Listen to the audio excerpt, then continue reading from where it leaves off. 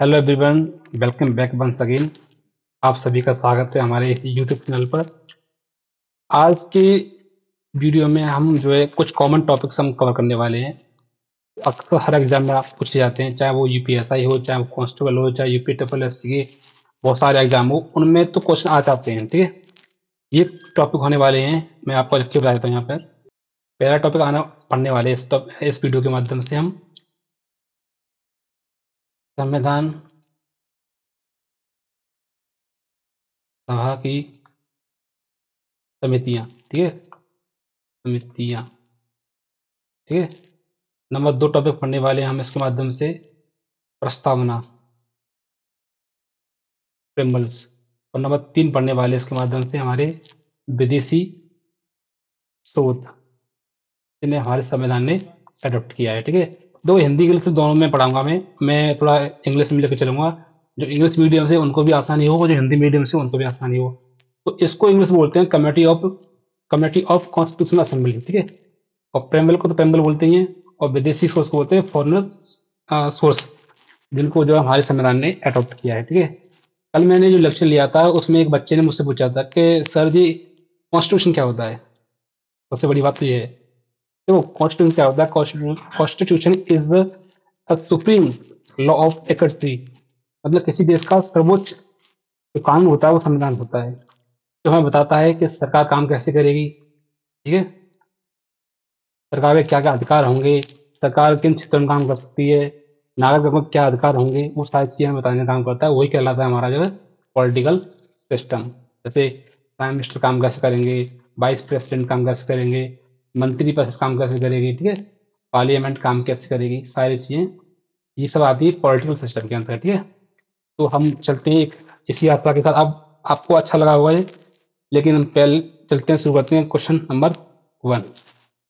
देखिए, प्रारूप समिति के अध्यक्ष कौन थे। ठीक है, हम जानते हैं सभी, ये क्वेश्चन बहुत इंपॉर्टेंट है। मैं आपको यहाँ एक्स्ट्रा ला देता हूँ एक बार। ये क्वेश्चन तो अक्सर पूछा जाता है पेपर में, खासकर वनडे एग्जाम में। तो प्रारूप समिति के अध्यक्ष कौन थे, ड्राफ्टिंग कमेटी के चेयरमैन कौन थे, ये बच्चों तो आप जानते हो, कल भी मैंने किया था discuss. Doctor B R Ambedkar. ठीक है, इसका गठन किया गया था 29 अगस्त 1957 को, उसका जो है गठन किया गया था। ठीक है, इसमें टोटल 7 मेंबर थे अध्यक्ष सहित। ठीक है, नेक्स्ट क्वेश्चन लेते हैं।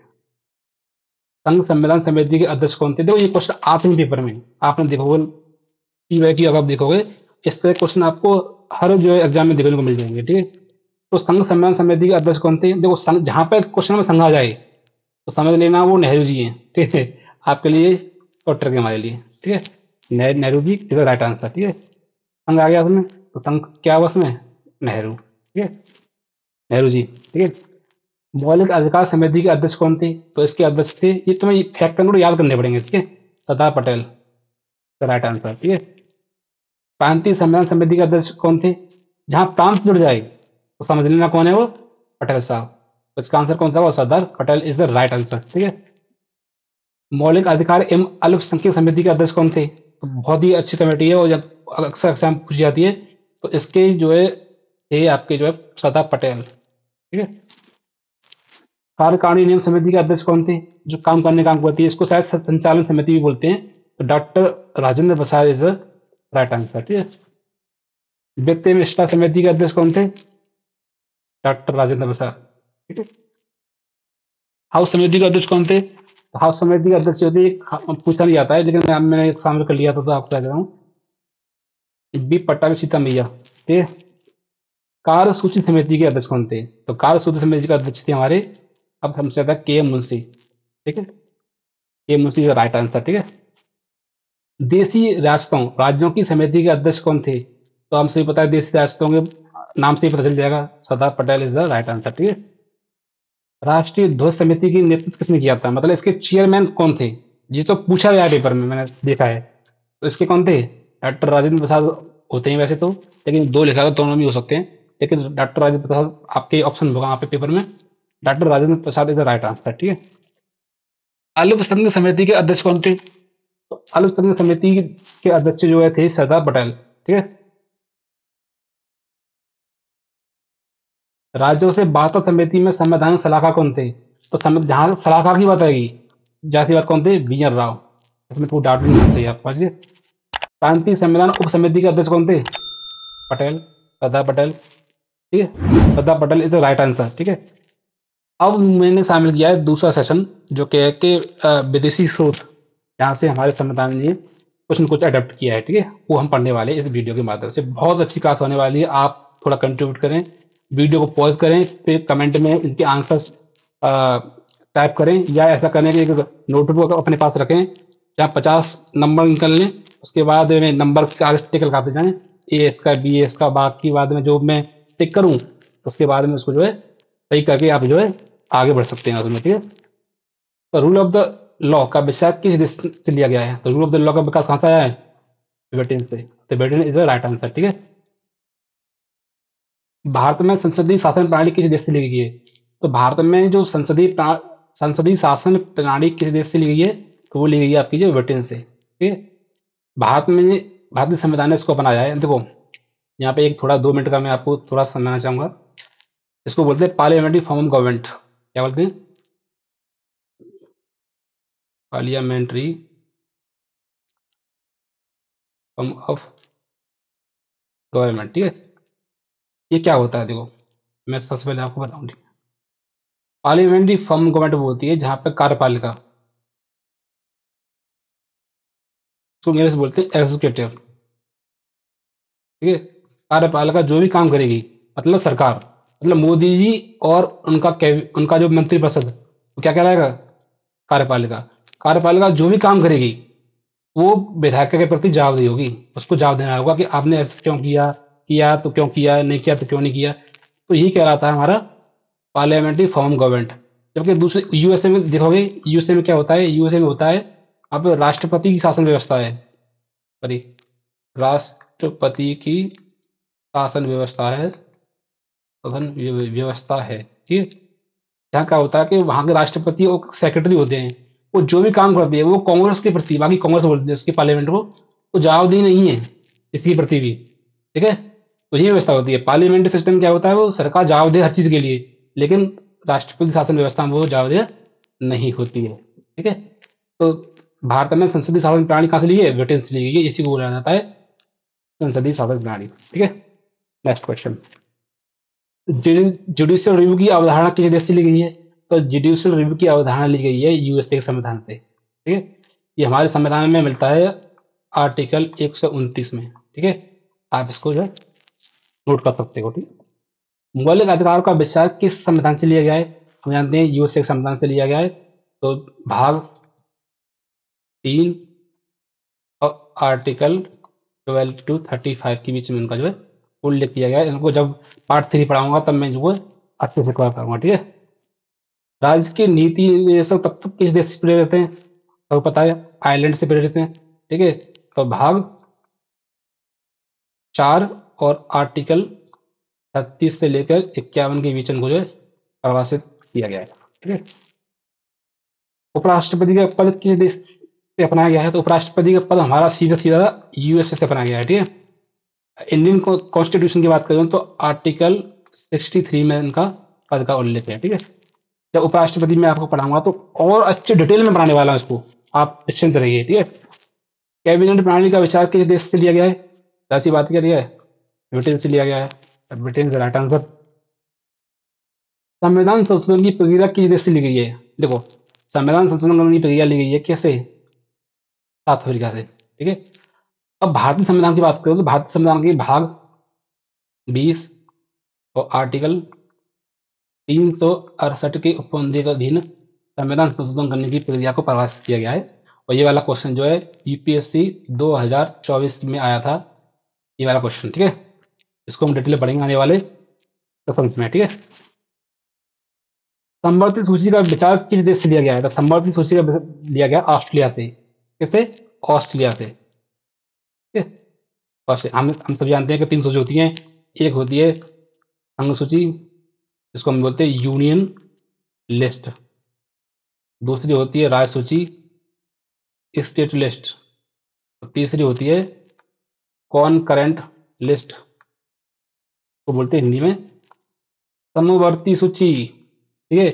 इसमें केवल पार्लियामेंट कानून आ सकती है, इस पे केवल स्टेट गवर्नमेंट का कानून बना सकती है, स्टेट लेजिस्लेटिव, और इस पे बना सकती है पार्लियामेंट प्लस के स्टेट बना सकते हैं।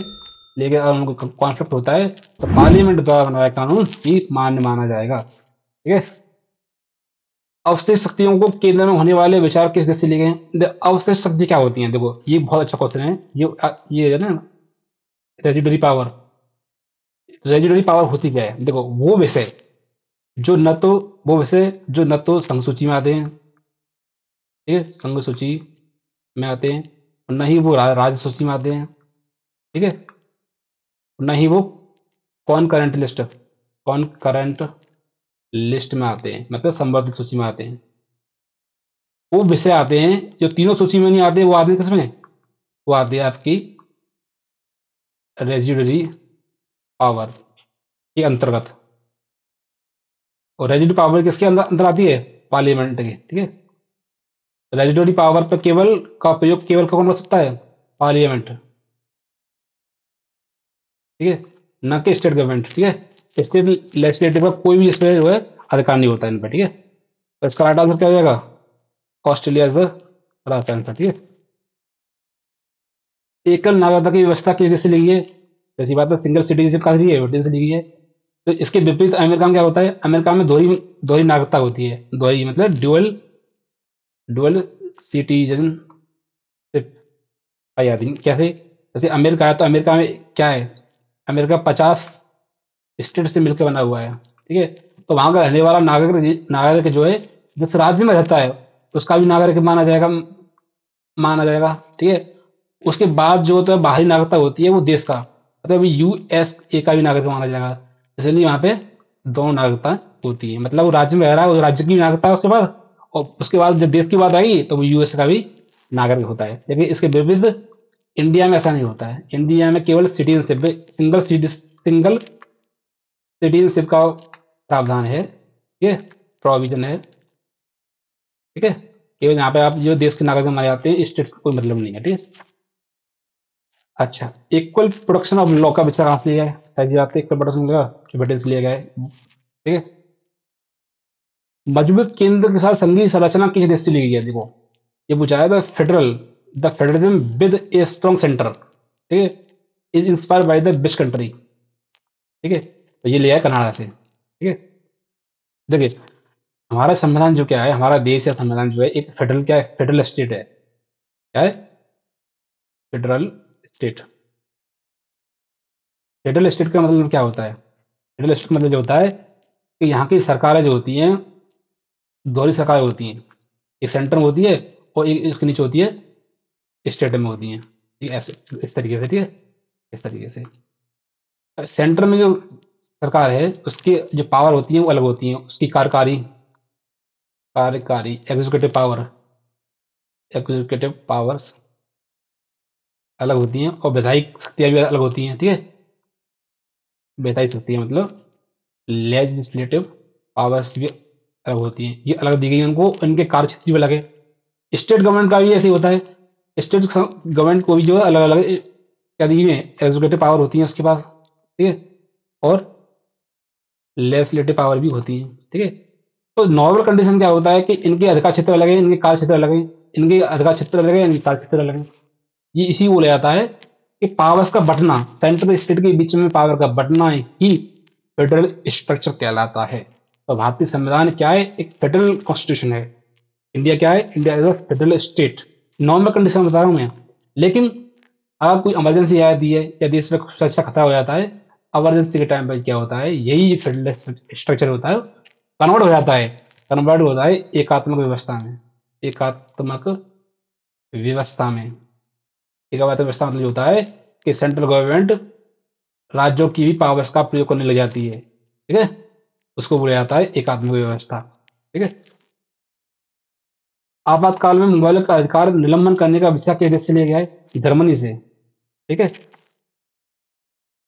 ड्यू प्रोसेस ऑफ लॉ की अवधारणा किस देश से ली गई? वेरी वेरी इंपॉर्टेंट क्वेश्चन है। आपको ये क्वेश्चन को करना चाहिए। यूपीएससी 2024 में क्वेश्चन आया था। ठीक है। तो ये कहां से ली गई डोल व्यवस्था?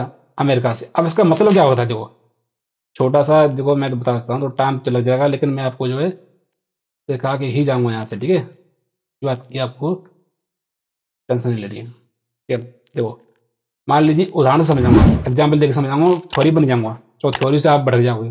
मान लीजिए ये है एक नागरिक, ठीक है, इसने कोई अपराध किया, अब इसको होगी सजा, इसने किसी की मारपीट की, ठीक है, तो ये ड्यू प्रोसेस ऑफ लॉ ये कहता है कि आपने जो अपराध किया उसके लिए कानून होना चाहिए। क्या कानून? कानून मतलब लॉ होना चाहिए।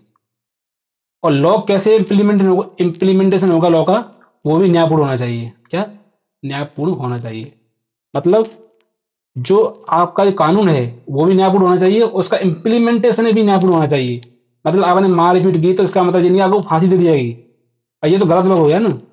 मतलब आपने मारपीट की तो इसके लिए आपको सजा मिलेगी, लेकिन कानून के हिसाब से। कानून न्यायपूर्ण होगा जब, मतलब आपको 6 महीने की सजा हो सकती है, 1 साल की सजा हो सकती है, लेकिन आपको फांसी नहीं हो सकती है, ठीक है। ये होता है। और इसका इम्प्लीमेंटेशन कानून का भी न्यायपूर्ण होना चाहिए। ऐसा नहीं हो कि भाई किसी ने अधिकारी ने गड़बड़ कर दी, इंक्वायरी गलत की, तो क्या कानून का इम्प्लीमेंटेशन तो सही हुआ ही नहीं, ठीक है। तो कानून भी सही होना चाहिए, न्याय संगत होना चाहिए, उसका इम्प्लीमेंटेशन भी न्याय संगत होना चाहिए। ये नहीं कि खराब हो। इसी को बोला जाता है ड्यूअल प्रोसेस ऑफ लॉ, ठीक है। कहाँ से लिया गया है? अमेरिका से। प्रोसीड्यूर एस्टेब्लिश बाई लॉ, ये कहाँ से लिया गया है? ये लिया गया हमारा जापान से।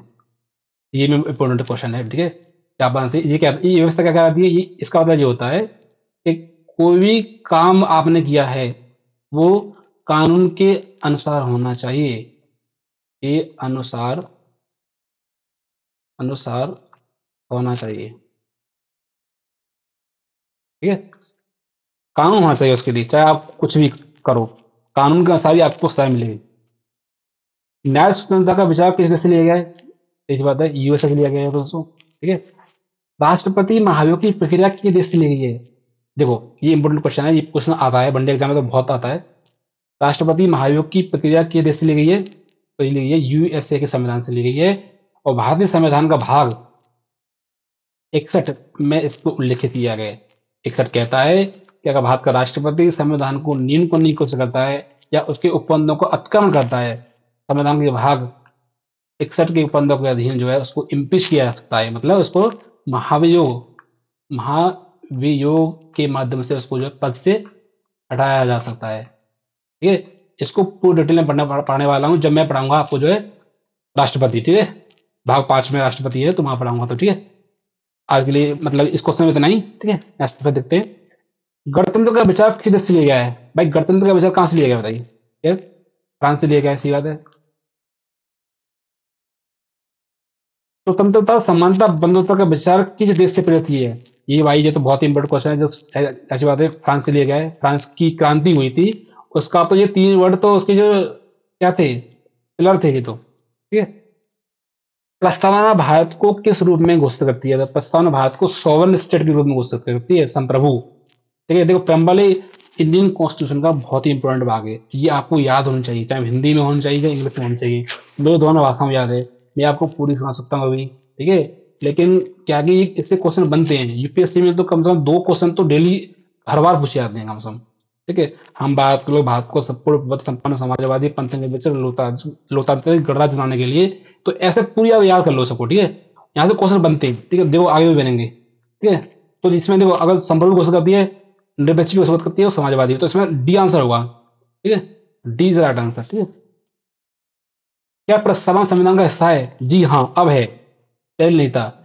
1960 में बेरूवारी संगमाम केस में, क्या बेरूवारी केस में, मतलब केस में सुप्रीम कोर्ट ने कहा कि संविधान प्रस्तावना जो प्रेम्बल है वो संविधान का हिस्सा नहीं है।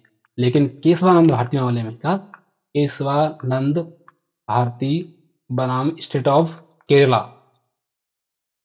केरला 1973 में केस था, उसमें कहा कि प्रस्तावना एक आदर्श रूप है और हमारे संविधान का हिस्सा है। तो कोई पूछे कि है तो हाँ, संविधान में का हिस्सा है, ठीक है। प्रस्तावना का विचार किस देश से लिया गया है? हमसे जानते हैं यूएसए से लिया गया है, इसमें कोई डाउट ही नहीं है, ठीक है। हम भारत के लोग का क्या दर्शाता है? हम भारत के लोग क्या हैं? हम भारत के लोग क्या हैं? संप्रभु हैं।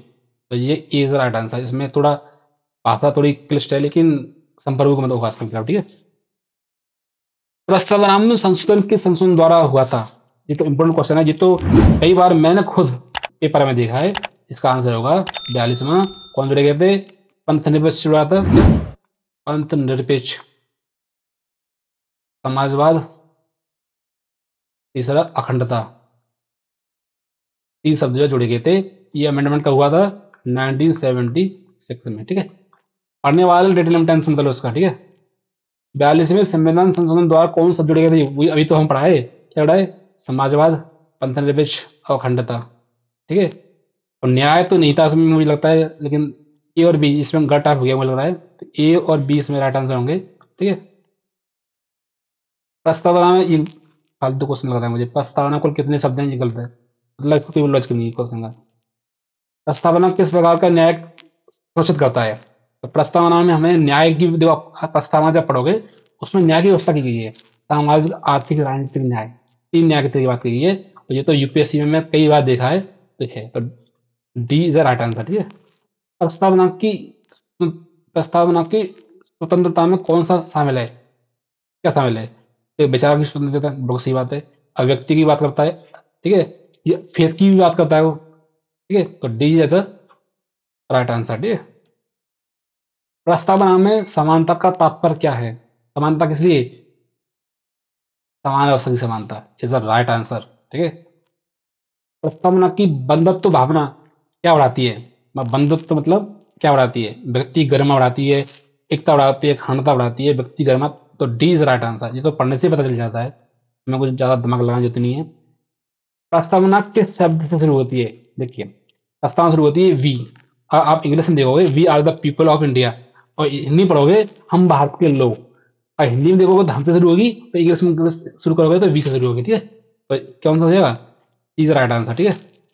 प्रस्तावना में सार्वभौम का अर्थ क्या होता है? Sovereign is the preamble means क्या होता है? इसका मतलब होता है कि बाहरी नियंत्रण, मतलब इसमें कोई बाहरी नियंत्रण नहीं है। हम सॉवरन स्टेट है, मतलब हमारे पास किसी प्रकार का कोई नियंत्रण नहीं है, हम गुलाम नहीं है, हम जो चाहें वो करेंगे अपने देश के हित में। प्रस्तावना में गणराज्य का अर्थ क्या होता है? गणराज्य का मतलब क्या होता है कि हमारे जो मुखिया होते हैं, हमारे देश के मुखिया कौन है? हमारे देश के मुखिया है प्रेसिडेंट। तो प्रेसिडेंट क्या होता है? वो इलेक्टेड होते हैं, वो इलेक्टेड होते हैं, इसलिए वो बोला जाता है गणराज्य, ठीक है। अब लास्ट क्वेश्चन है ये, प्रस्तावना को संविधान का परिचय पत्र किसने कहा था? ये क्वेश्चन आपको कमेंट में लिखना है, और कमेंट में इसका आंसर देना है। और वो लिखने के बाद में आपको अगर ये वीडियो जो है पसंद आई हो, तो प्लीज़ इसको जो है लाइक करिए, शेयर करिए, और हमारे चैनल को सब्सक्राइब करिए। मैं आपको थोड़ा एक इन्फॉर्मेशन देना चाहता हूँ। अब तक हमने जो लेक्चर 2 लिए हैं, उनमें हमने संविधान या पॉलिटी के बहुत सारे जो कॉमन टॉपिक्स थे वो कवर कर लिए हैं, ठीक है। कल से हम जो है हमारे संविधान में, मूल संविधान में 22 भाग है हमारे पास, ठीक है। 22 कह लो या 26 कह लो, मैंने आपको बताया था। इसमें 4A है, इसमें 9A है, इसमें 9B है, इसमें 14A है। ये बाद में जुड़े हैं, तो 22 तो पहले थे, 22 और 4 कितने हो गए? 26। इस समय हमारे संविधान में 26 भाग हैं, ठीक है। अब कल से हमारी जो वीडियो आने वाली है वो एक एक भाग की आएगी, मतलब नेक्स्ट वीडियो हमारी जो होने वाली है वो होगी भाग 1 और 2 और 3, एक वीडियो आएगी। बाकी बात भाग 4 की एक सिंगल आएगी, भाग की 5 की एक आएगी, 6 की एक आएगी, 7 की एक आएगी। इस तरह से पूरे भाग, एक एक भाग को हम जो है वीडियो लाता रहूंगा, और उसको सॉल्व करते रहेंगे, और अच्छे से उसको समझेंगे, एक्सप्लेन करेंगे उसको जो है। और बने रहिए मेरे साथ, ठीक है। और देखना गर्दा उड़ा देंगे इस पॉलिटी का, आपको ज्यादा टेंशन लेने की जरूरत नहीं है, ठीक है। बने रहिए मेरे साथ। Thank you.